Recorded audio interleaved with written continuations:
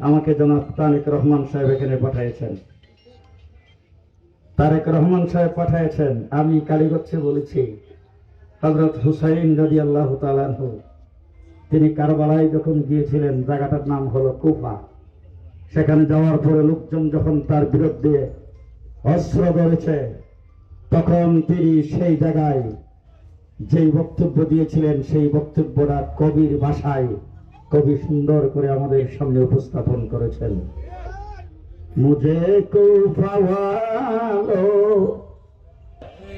আমি আজকে সরাইলবাসীকে বলতে চাই, মুঝে সরাইল ওয়ালো মুসাফির না সমঝো, मैं आया नहीं हूँ, भेजा गया हूँ, मैं रोहिंग्या नहीं हूँ, तारेक ने भेजा हूँ, मैं मुसाफिर नहीं हूँ, तारेक ने भेजा हूँ। আমাকে জনাব তারেক রহমান সাহেব এখানে পাঠিয়েছেন।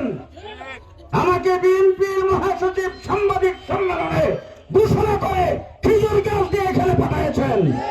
আমি শেষ কথা আপনাদেরকে বলবো, আমি আপনাদের এখানে নেতৃবৃন্দ যারা আছেন, আপনাদের সঙ্গে বিষয়ে আপনাদের সঙ্গে পরামর্শ করে কি উন্নয়ন প্রয়োজন আপনাদের, ইনশাআল্লাহ জনাব তারেক রহমান সাহেব যেদিন এই দেশের প্রধানমন্ত্রী হবে, তার মাধ্যমে সমস্ত উন্নয়ন করবো ইনশাআল্লাহ।